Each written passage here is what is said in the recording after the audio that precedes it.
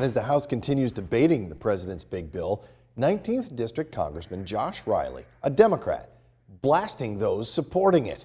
The clip of his fiery and at times profane speech has hundreds of thousands of views online. New tonight, he spoke to News Channel 2's Luke Radel right after he stepped off the House floor.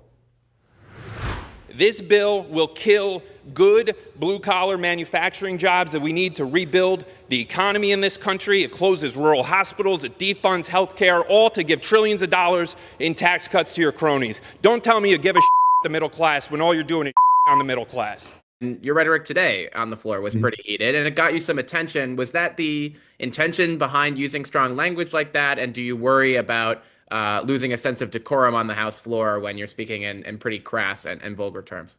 I speak in politics the way I talk with my buddies at home. Anytime there's a tough vote in the House, I have a text chain with a bunch of my buddies from high school.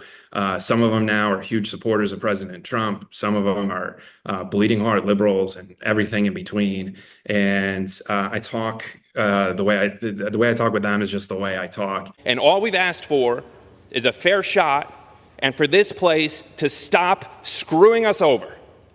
But you can't help yourselves. Why were you so frustrated by what you're seeing out of this bill? Yeah, well, I'm angry about what's in the bill. A lot of the folks I talk to across upstate New York are angry about it. And it's not just this bill as a one-off thing. This is the latest in a long history of upstate New Yorkers getting sold out and screwed over by Washington politicians.